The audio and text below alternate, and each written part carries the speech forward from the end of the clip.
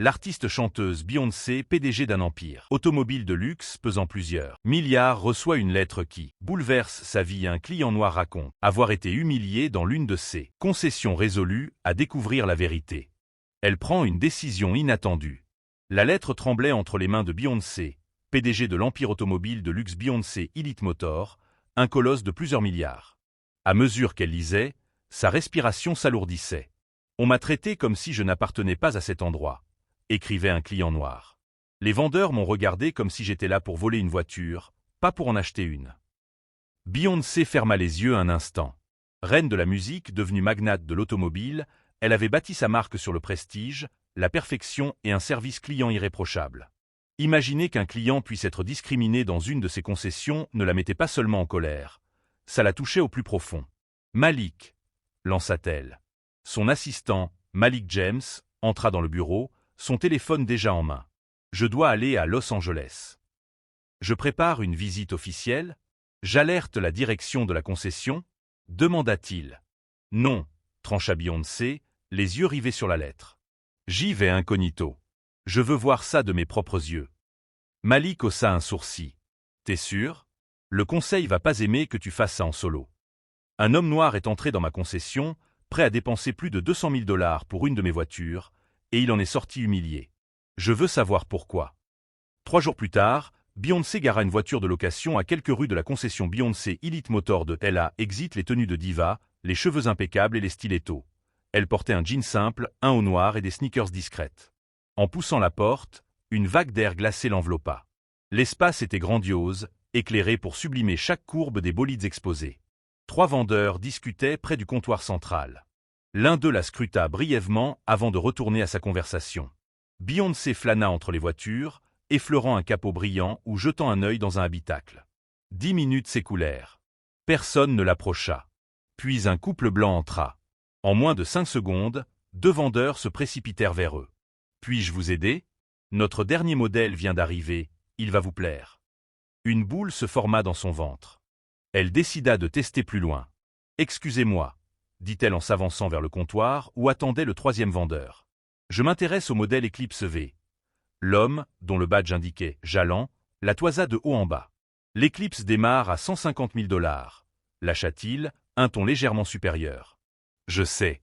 Je veux faire un essai, » répondit-elle, calme. Jalan hésita. « Faut que je vérifie si on en a un de dispo. On fonctionne sur rendez-vous pour ce modèle, d'habitude. » À cet instant, un homme sortit d'un bureau arrière. Grand, costume taillé au cordeau, démarche assurée. Beyoncé le reconnut immédiatement grâce au dossier. Victor Ray, directeur de la concession. Il passa devant elle sans un regard, mais s'arrêta pour accueillir le couple blanc avec chaleur. Quelques instants plus tard, ils furent guidés vers les modèles haut de gamme, pendant que Jalan annonçait à Beyoncé « Désolé, pas d'Eclipse dispo pour un essai aujourd'hui. » Elle resta 1 heure de plus, assez pour voir 3 autres clients noirs recevoir le même traitement froid. Assez pour entendre des vendeurs murmurer et ricaner quand une femme noire demanda le prix d'un accessoire. Assez pour voir Victor et donner des consignes discrètes à un vendeur pour orienter un client noir en costume qui voulait voir la dernière nouveauté. Quand elle quitta la concession, ses mains tremblaient, pas de peur, mais de fureur. Elle attrapa son téléphone. « Malik, je crois qu'on sait pourquoi nos ventes décollent pas en Californie. Contacte le service juridique et prends une caméra. On va avoir besoin de preuves. » À l'hôtel, Beyoncé n'arrivait pas à chasser les images de sa tête. Ce n'était pas un couac isolé, pas un manque de formation. C'était systématique. C'était volontaire. Et ça se passait sous son nom, celui qu'elle avait porté au sommet. La lumière de son ordinateur éclairait son visage crispé. Minuit approchait, mais le sommeil était hors de portée. Un tableau Excel affichait les ventes des dernières semaines, triées par ethnie. Le constat était implacable. « C'est pire que ce que je pensais », souffla-t-elle à Malik, assis en face. « Le taux de conversion des clients noirs et latinos est 2 fois plus bas que celui des blancs, confirma-t-il, ajustant ses lunettes. Et cet email. Victor qui dit au vendeur de mieux qualifier les clients. Un code clair pour discriminer. Beyoncé inspira profondément. On a besoin de preuves solides. Quelque chose qu'ils pourront pas balayer. Le lendemain à 11 h, un homme blanc franchit la porte de la concession. Ethan, un acteur engagé par Beyoncé, portait presque la même tenue qu'elle la veille. Une caméra cachée dans sa chemise filmait tout.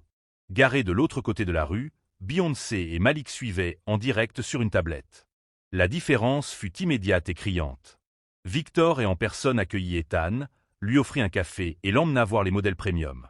Pas de questions sur son budget, pas de suggestions de modèles moins chers. L'essai qu'on lui avait refusé fut proposé à Ethan illico, avec un speech détaillé sur les options. « T'as vu son sourire ?» murmura Beyoncé. « Hier, il m'a pas calculé.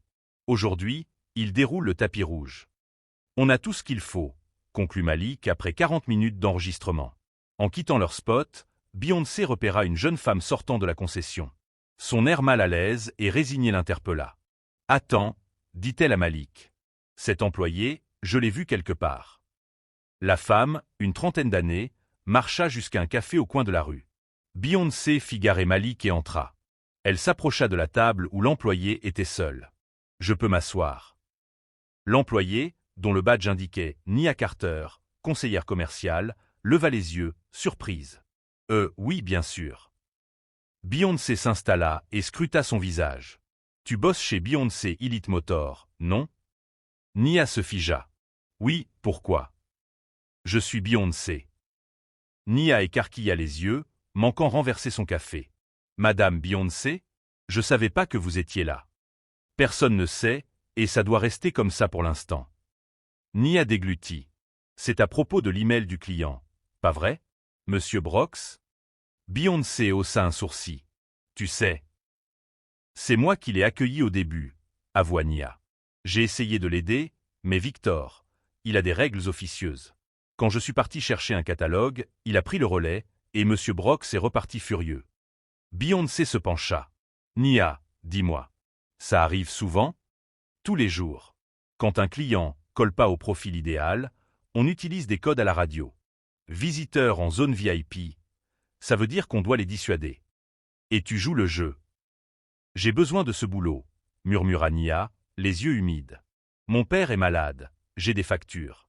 Mais chaque fois que je repousse un client à cause de sa peau, je me déteste un peu plus. » Pendant 1 heure, Nia lâcha tout, email codé, réunion où Victor donnait des ordres clairs pour trier les clients, prime pour ceux qui gardaient le standard de clientèle. À la concession, Victor remarquait l'absence prolongée de Nia. La veille, il avait vu que quelqu'un avait accédé au stade de vente. En checkant les caméras, il repéra la femme que Jalan avait écartée. Elle lui disait quelque chose. Il appela la sécurité. « Passez-moi les vidéos des 3 derniers jours. » Cherchez une femme noire, 40 ans environ, cheveux lisses. Et trouvez Nia Carter. Au café, Beyoncé tendit une perche à Nia. « J'ai besoin de quelqu'un qui connaît le système de l'intérieur, qui peut m'aider à tout prouver. »« Il va savoir, » frissonna Nia. « Victor voit tout. Je peux te protéger, te trouver un autre poste si besoin. » Le téléphone de Nia vibra. Un collègue. « Victor te cherche. Il est en rogne. » Trop tard, souffla-t-elle, blême. La salle de réunion du siège à New York vibrait de tension. Revenue à son allure légendaire, tailleur-couture, cheveux brillants, Beyoncé faisait face au conseil d'administration. Derrière elle, les preuves de Tella défilaient. Vidéos, stats, témoignages de Nia. Ce qu'on voit, c'est pas juste un cas de discrimination. C'est une politique ancrée, qui trahit tout ce que ma marque défend. Reginald Cole, directeur des opérations et proche de Victor, intervint. Avec tout mon respect, Beyoncé, ça sent la vendetta perso plus qu'un vrai problème d'entreprise. Nos ventes à elle tiennent la route. Pour qui, Reginald? Rétorqua-t-elle. Les clients blancs. On repousse des gens prêts à claquer des fortunes pour nos voitures. Le débat s'éternisa. Certains membres étaient secoués par les preuves, d'autres, menés par Cole, minimisaient ou proposaient des formations superficielles. Le lendemain, Beyoncé déplia le Wall Street Journal, les mains crispées. Le titre la gifla. Beyoncé joue la carte raciale pour asseoir son pouvoir. Des sources internes disaient qu'elle gonflait des incidents pour virer des rivaux. Comment ils ont sorti ça aussi vite? S'étonna Malik. Cole, répondit Beyoncé. Il a des amis dans la presse. La guerre est déclarée. La tempête s'amplifia.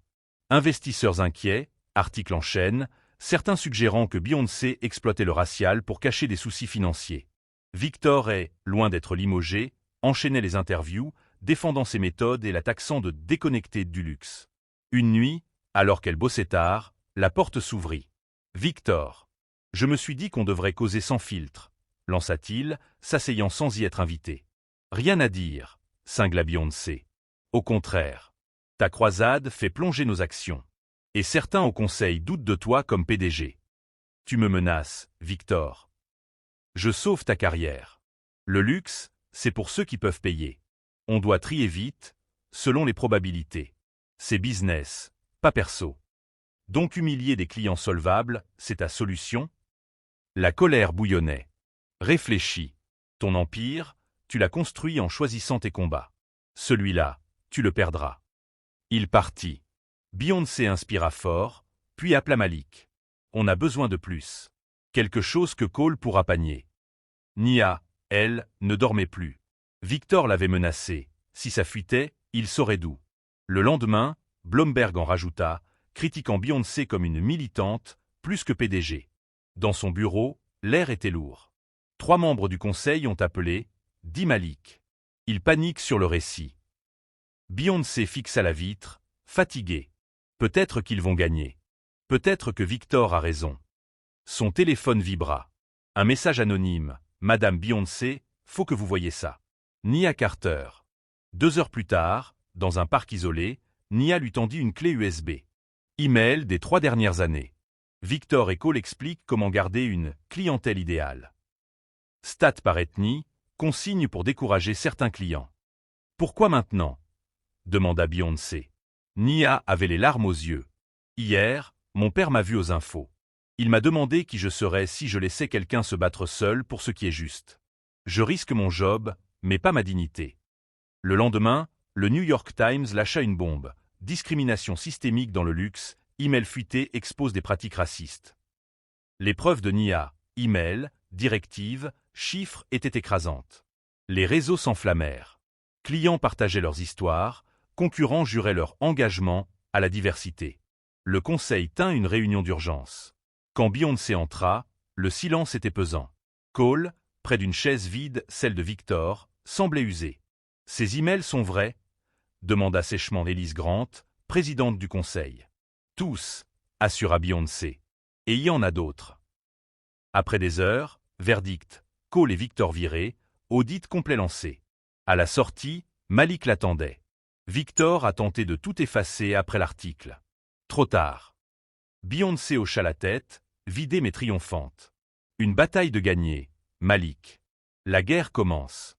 6 semaines plus tard, l'auditorium du siège grouillait de journalistes. Les flashs crépitaient tandis que Beyoncé montait sur scène, micro en main. Bonjour. On n'est là pas juste pour le passé, mais pour l'avenir, transformer une crise en chance de changer. Elle inspira. L'enquête interne a confirmé. Pratiques discriminatoires dans plusieurs concessions. Pas des accidents, mais une culture qu'on a laissé s'installer sous nos yeux. Les slides défilèrent, dévoilant élite pour tous.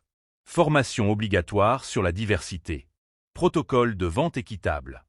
Un poste de directeur de la diversité avec du pouvoir. Et surtout, client mystère permanent, résultat public. Les questions fusèrent. Les coûts? Lança un journaliste. Un investissement, oui, répondit Beyoncé. Mais perdre des clients solvables coûte plus cher, en argent et en valeur. Une autre voix, en tant que femme noire PDG, comment vous avez pas vu ça avant?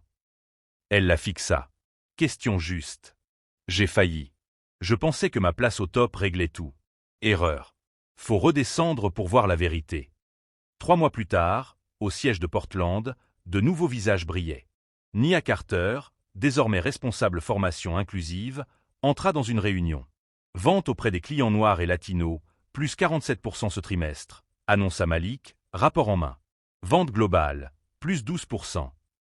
Les concurrents? Demanda Beyoncé. 5 marques ont copié. Luxprime veut qu'on les conseille. Beyoncé sourit, satisfaite. Nia l'interrompit, une lettre. C'était de Brox, le client du début. J'ai pris l'Eclipse V hier. Le vendeur était respectueux, pro, passionné. Pour la première fois, je me suis senti chez moi. Merci. Beyoncé posa la lettre, émue. Malik, appelle le marketing. Campagne nationale, élite pour tous ceux qui en rêvent. Ce soir-là, seule, Beyoncé regarda Portland scintiller. Elle pensa à son héritage, à Nia qui avait tout risqué, à Brox et aux autres. Une alerte vibra. Une autre marque accusée de discrimination. Elle sourit. La révolution démarrait. Fermant son ordi, elle fixa l'horizon et se promit en silence. Ce serait plus qu'une victoire. Ce serait un tournant durable, porté par son nom. Et vous? Témoin ou victime d'une discrimination ignorée? Racontez dans les commentaires. Vos histoires peuvent pousser au courage et au changement. Si ça vous a touché, partagez cette vidéo, abonnez-vous pour avoir plus de l'histoire. Comme Beyoncé a changé son empire, on peut changer la société. Une parole, un acte, une personne à la fois.